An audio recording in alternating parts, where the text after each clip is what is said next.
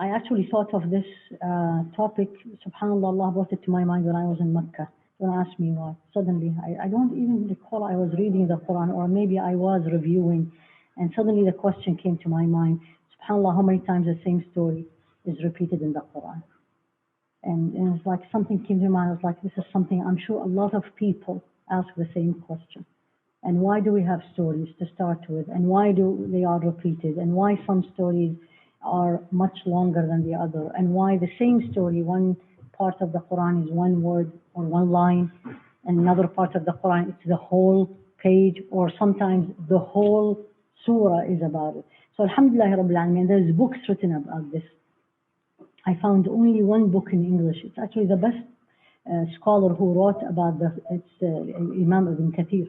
And a lot of people don't know that. They know his tafsir, but actually he has a huge book, volumes, about the stories of the Quran. Then it was summarized, and it translated the summarized one. So for you, if you want to go into the detail, it's a good thing for the children.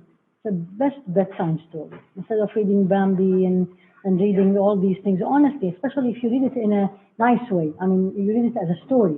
It's not like a preaching. And then the children will learn a lot. But I want to start with a story also, but not from the Quran actually. It's about the Quran, and this story some of you may know. So the story starts like this. The scenario is actually in Mecca.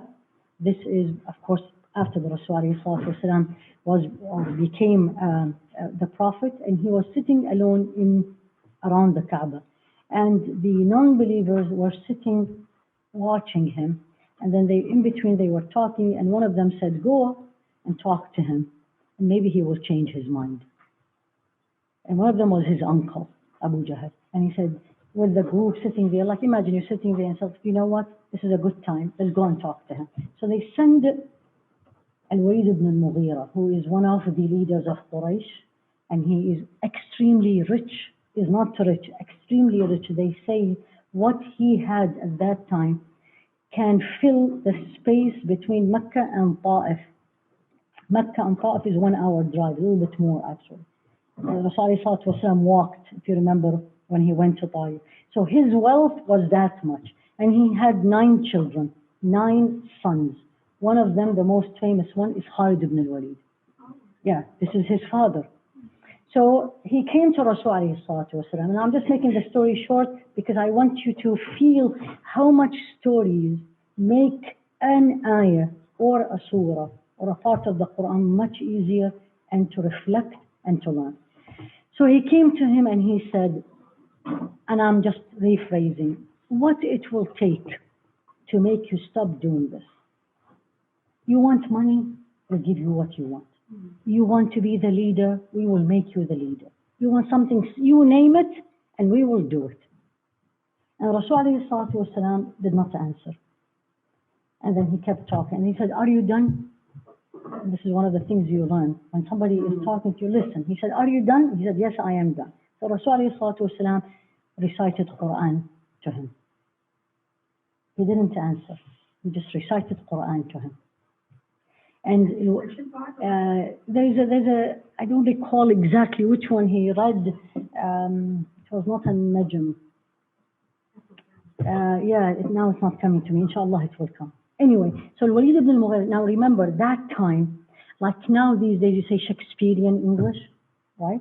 They all lived in Shakespearean Arabic. And I'm just rephrasing. The level of the Arabic, if you read the poetry, not the Quran, if you read the poetry, you need a book to explain. So he was reciting Quran to him, and you could see, what the story says, that the face of Al-Walīd ibn Al-Mughīrah changed. And his heart became softer. And then he said, okay, and went back to his people. He was like his Kaaba, Rasulullah sitting here, and they were there. When he came back, they looked at each other and said, he changed. His heart became softer, right? And then they said, what did he tell you? Right? And then he described the Quran. And this is where I wanted you, because when I tell you this story, when you read the Quran, it will be different because the story, what it does. And he put it in a beautiful Arabic, and I'm going to do my best to translate. He said, his words is neither poetry that we know, nor it's the written things we normally write. And then he started describing. He said, the way he speaks, meaning the words, not the way. The words he speaks has so much beauty. إن لقوله عليه لحلاوة. So sweet. وإن عليه لطلاوة. Of course, he has to speak in a very eloquent Arabic. So you can all know it rhymes. Talawa is actually the upper layer of something. We use tala when you paint. The outer side is called tala. Talawa means on top of what he's saying, it has more sweetness and grace. It's very attractive what he is saying. And it brings a fruit, although I don't see a fruit. And it's like a flood when it comes out of his mouth, as if there is a flooding coming out. This is how I felt. And then they said, what does that mean? Because now they are very worried that he is going to be a Muslim. And if he became a Muslim, he's one of their leaders. So Abu Jahl immediately he said, you say this to your family, you say this to your people, and see what will happen to you. So he retracted and he said, okay, let me think. If they ask me what I am going to say. So he changed his mind. He didn't become Muslim, he died. And this is one of the miracles of the Qur'an, because I'm going to recite to you the ayat about this story. And then he said, you know what? I think this is a magic. He's a magician, but he's a good one. And Allah revealed it. Which surah?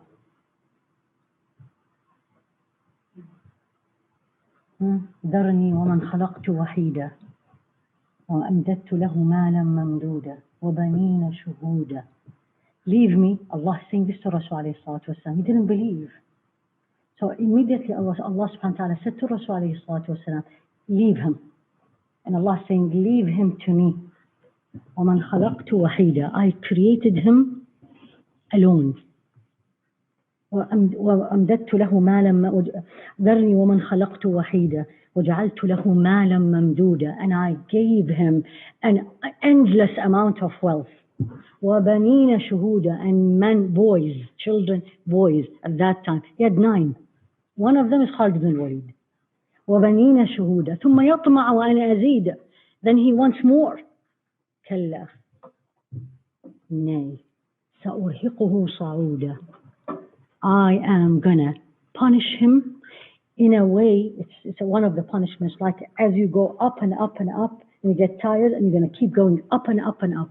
سأرهقه صعودا. Now comes, this is exactly describing the story. إنه فكر وقدر. He thought about it. فقتل كيف قدر. Meaning, woe on him. How did he think? Meaning, why didn't he think the right way? فقتل كيف قدر. And Allah repeated it again. ثم قتل كيف قدر. ثم أدبر. Then he turned away and says, إن هذا إلا سحر يؤثر. This is not the words of the human being. This is words of a human being. This is actually a magician. And this is one of the proofs that the Qur'an is the words of Allah, because scholars argue Al-Walīd ibn Al-Mughīrah died and he was not a believer. If this was said by someone else, it could have easily changed. But when this was revealed, he could have changed later on. This was not revealed after he died. Did you get my point? So I say, let's assume I write and I say, you're going to be living all your life in St. Louis, right? Can you change your mind in a year and you move? Or something happens? But he didn't. He did not become a Muslim till he died, although this was revealed way earlier. Sort of Tur, or Kitabim Mastur. So stories in general in the Quran, and this is why, see, I captured your attention once I say a story. That's exactly what Allah wants us to do. Having stories in the Quran, it's one of the ways to bring our attention. And there's 3 kinds of stories in the Quran. 3 kinds. There's stories of the prophets. That's why when you read books, you can read stories of the Quran or stories of the prophets. So one inside the other. So stories of the prophets. What is the most common, the commonest or the longest, the most frequent prophet story in the Quran? Sayyidina Musa alayhi salam. It's very interesting, right? Not Rasul alayhi salatu wasalam, not Sayyidina Isa, right? Sayyidina Musa. And then Sayyidina Ibrahim, Sayyidina Nuh, and the others. So the first group of stories is the prophets, which we all know. What is the other stories in the Quran that's not related to the prophets? Not related to prophets. I'm going to give you just general today. And then inshallah, as if Allah give us life, we'll go more into some of the stories. For example, the Qarnayn, think of Surah Al-Kahf, that's the easiest one. Because you have there at least 3 stories not related to prophets. Although some says it's 4, because Al-Khidr with Sayyidina Musa is also not Al-Khidr in the most probably correct way, he's not a prophet also. So the Qarnayn, people of the cave, Luqman, Sayyidina Luqman, and he was also not a prophet.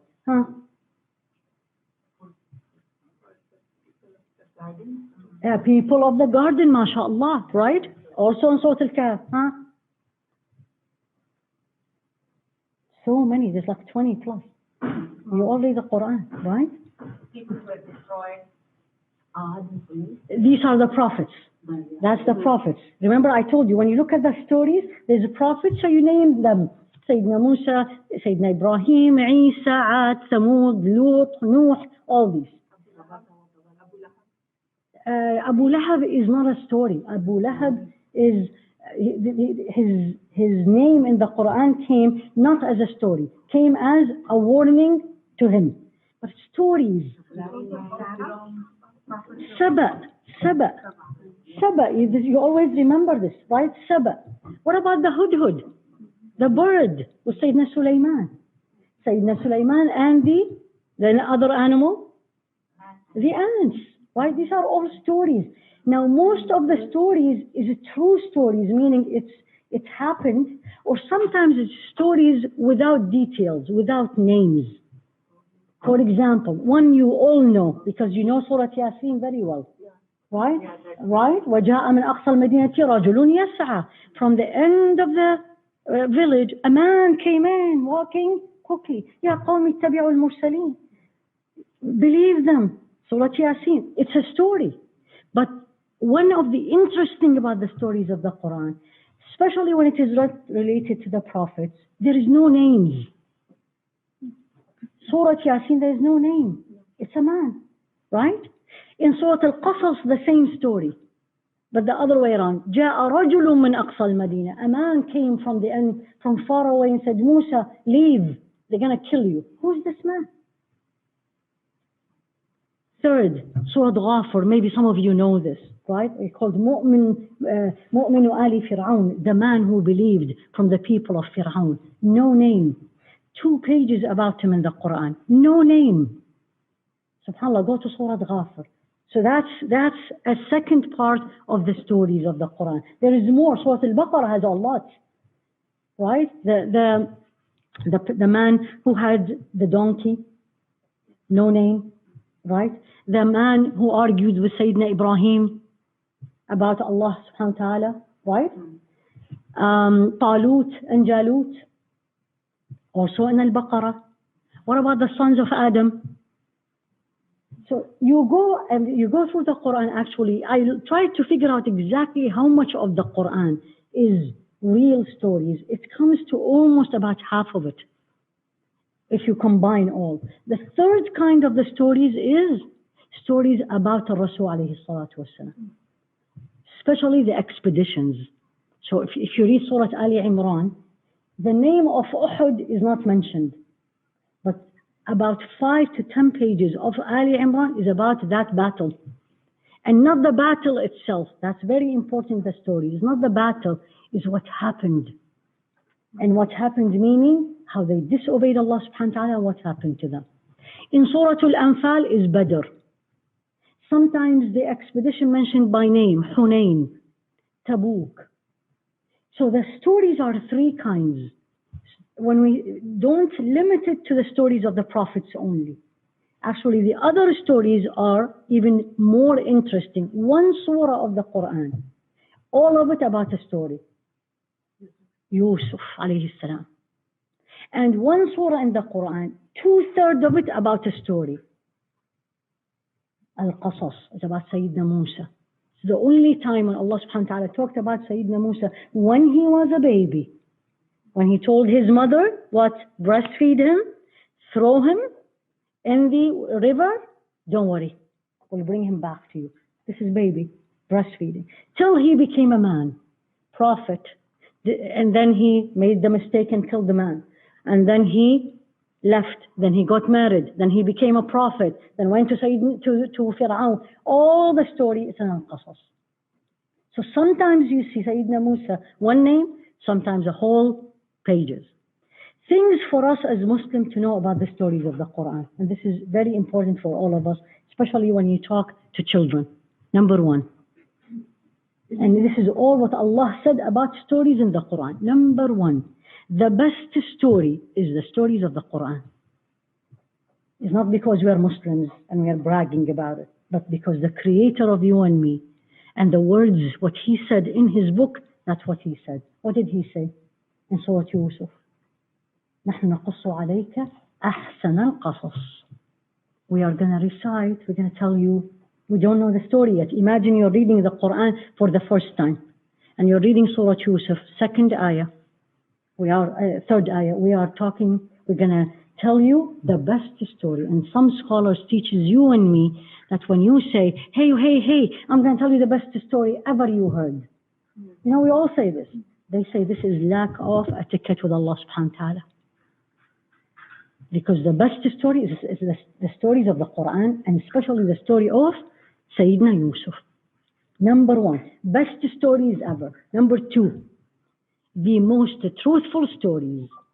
There is no doubt about them, and the details of the stories is all true. Is all true. Number three, why there is stories in the Quran. MashaAllah, tabarakallah. MashaAllah, tabarakallah. Why there is stories in the Quran? Let's get one by one, so we all have to think. Think of you and me. And I started with a story to bring this something. The best way to explain it is by either parable, example, or a story. For example, you want to tell your child, son or daughter, right?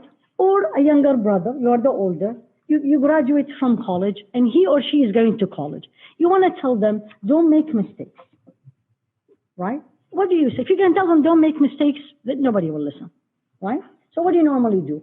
You bring a story, right? You're going to say, you know what? Let me tell you the story of my first day in college.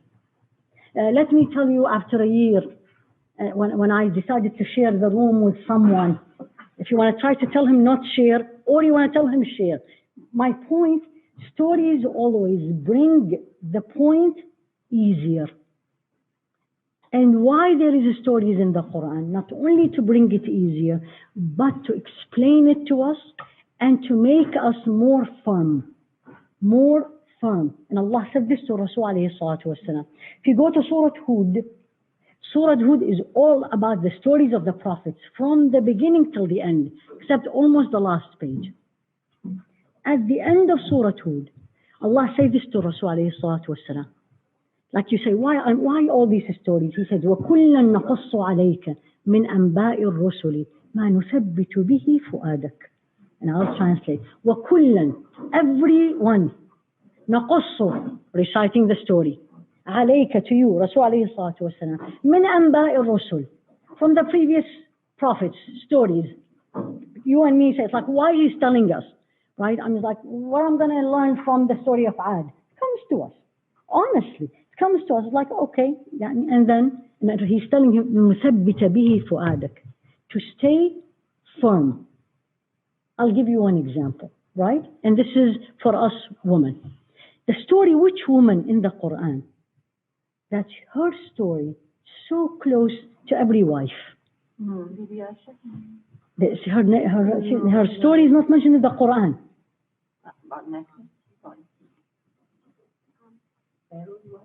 Yes, who said that? Pharaoh's wife.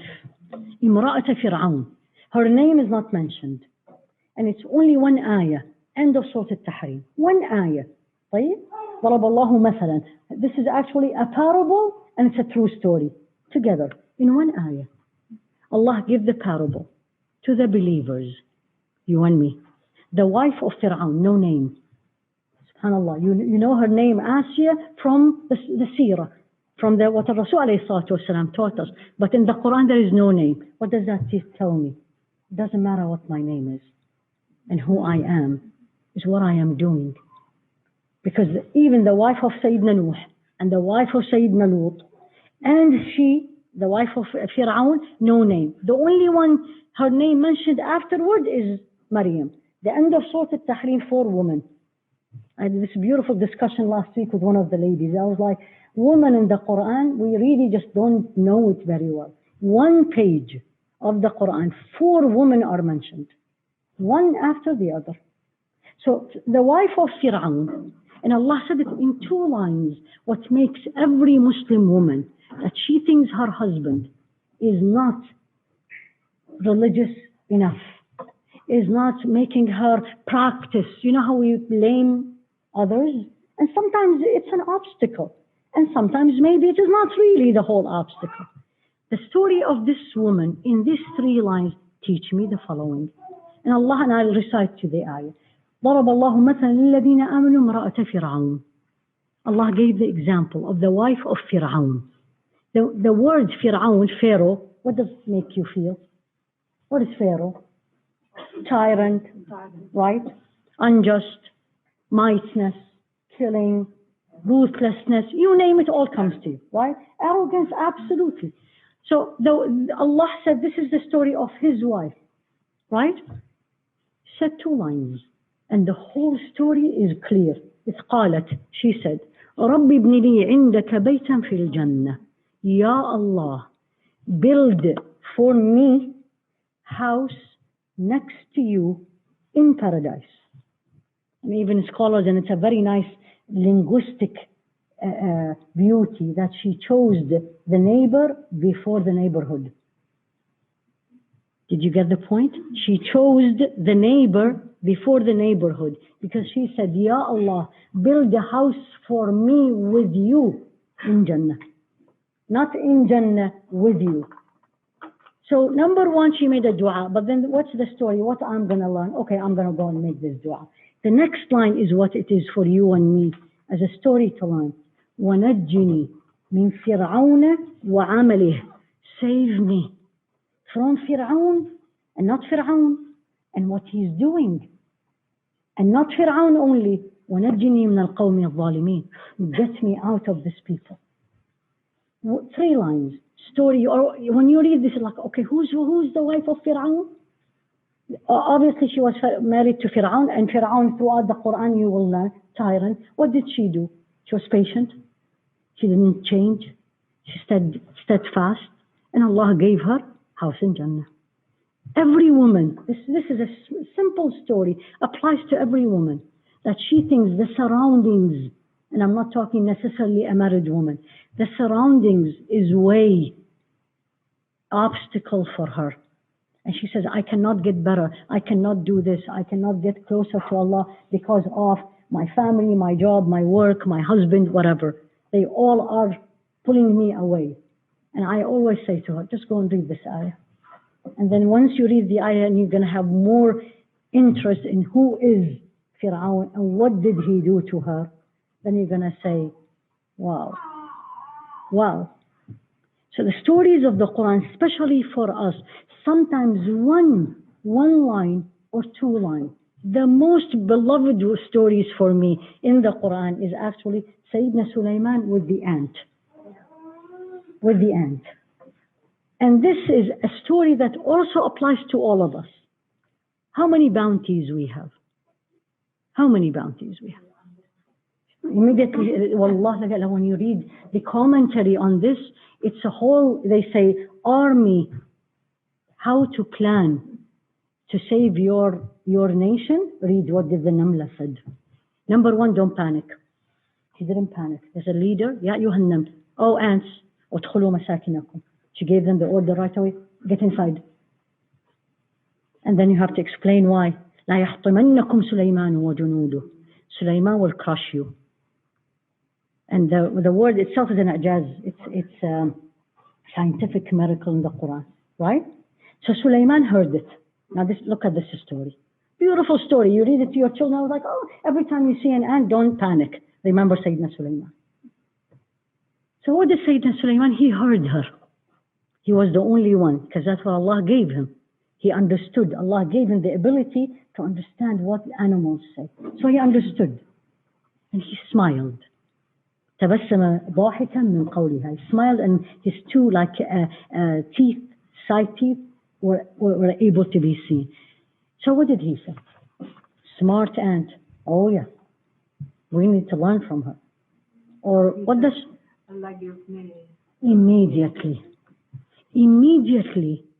Immediately said, ربي أوزعني أن أشكر نعمتك التي أنعمت علي.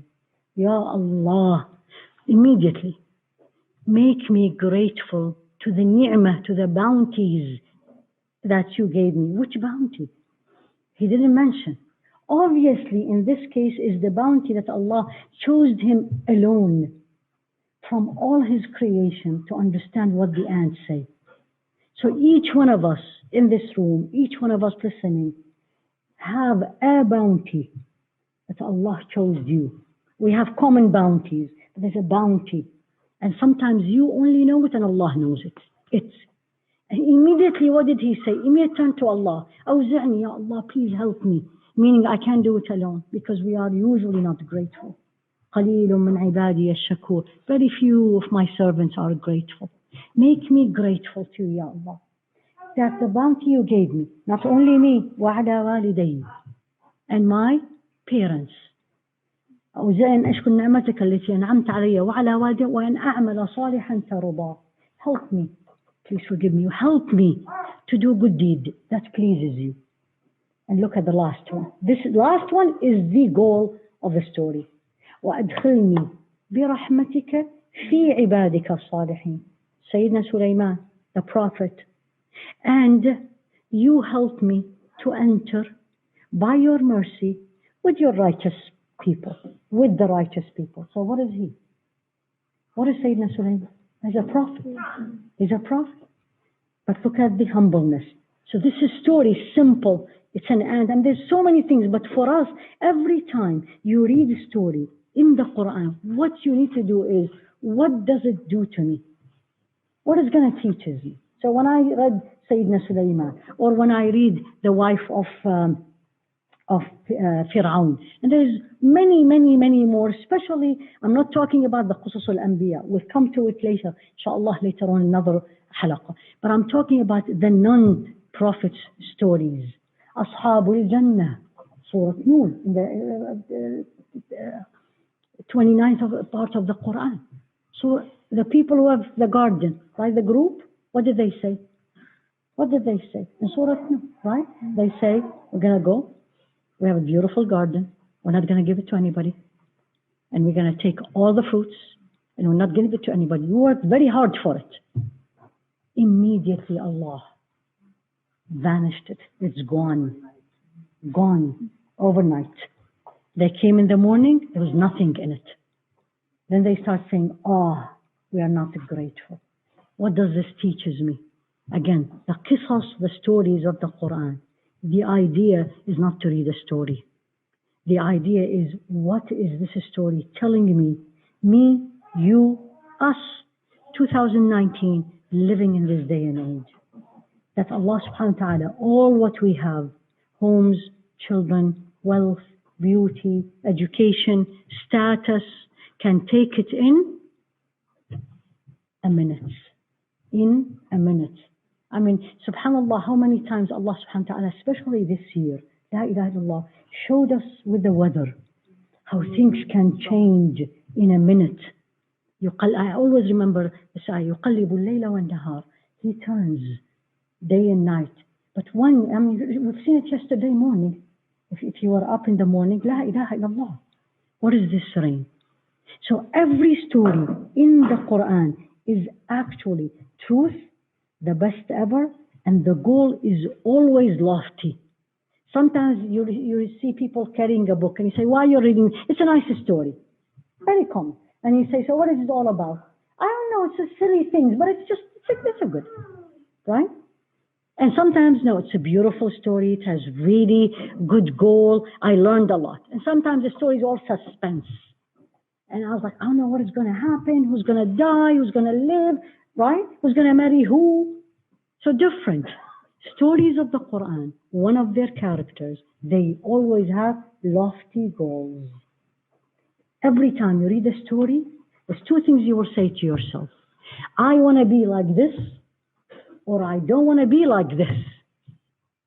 I want to be like Sayyidina Sulaiman. I want to be like the wife of Pharaoh. I want to be like Sayyidina Ibrahim. I don't want to be like Fir'aun. Then Allah subhanahu wa ta'ala put me when I was about to drown, then now I believed. So every time you read a story, it's lofty, the goal, and it's truthful, and it's the best ever.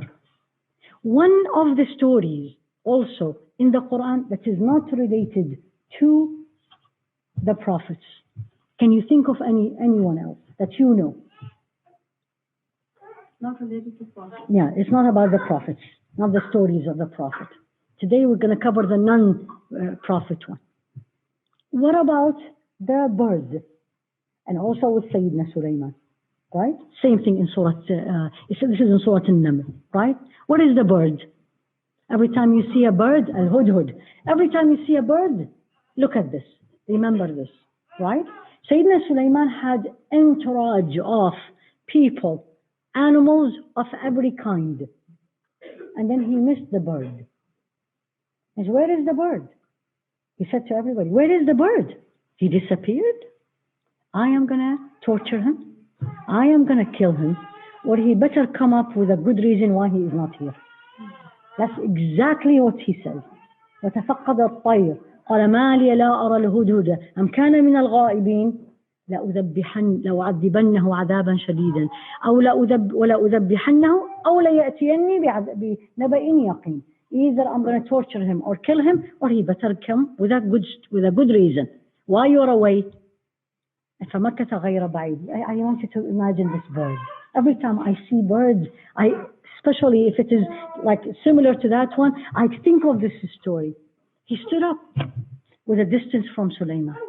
He didn't run away. And he said, I brought you, look at the confidence. I brought you with a story, with a news actually, right? قال جئتك من سبأ بنبأ يقين. I came to you with a story or with a news, true. And Sulaiman didn't say, what? Who are you? Listen. And then he said, I found a queen. She has an amazing throne, amazing place, but they don't believe in Allah. Look at this. What do I learn from this? Again, stories of the Quran. That's true. It's beautiful. Lofty goal. What do I learn from this? How many times children come to you and says, listen, Mom, do you know what happened today in school? This is a bird. It's not even a baby. It's a bird. What do I learn from this? Number one, listen. Number one, listen. Number two, don't belittle. Don't belittle. He told him something Sayyidina Sulaiman didn't know. I found a woman, a queen, and they are prostrating to Allah, huge. What did he say? سننظر. We'll see. Are you saying the truth or you're lying? Take it. This is a letter from me. He gave it to the bird. Allah, this is the miracle of Sayyidina Sulaiman. He speaks to the animals. Take this book. Book, Allah is the book, meaning letter. Give it to them. And Allah immediately take us to the next scene. This is a story. Next scene. And she opens. Oh people, I got a letter from Sulaiman.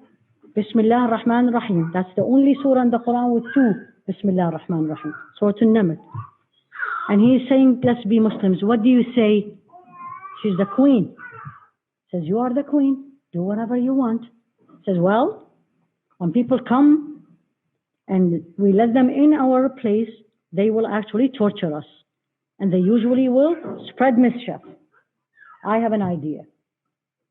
woman, I'm going to send them gifts. Meaning, lure them. And I'm sure they will change their mind. What did Sayyidina Sulaiman do? You send me money?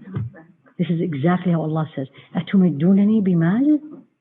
You're trying to buy me? You're trying to send me a gift to change my mind? Go back. This is all to the bird. This is all to the bird. Subhanallah. When you look at a bird, don't just say it's a bird. Oh, it's beautiful. It's a beautiful. But what story? This immediately comes to your mind. What a bird. What a bird changed. What a bird brought khair, brought goodness. Made the whole nation became Muslim, one bird. Allahu Akbar. Because he went back and he told them, Sulaiman says, you become a Muslim or he will destroy you. She came. It means those people understood the bird also. We don't know.